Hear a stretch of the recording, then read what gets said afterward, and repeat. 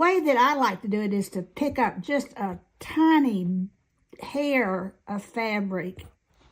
Okay, go down and up. Pick up a tiny hair. Well, some easier said than done, isn't it?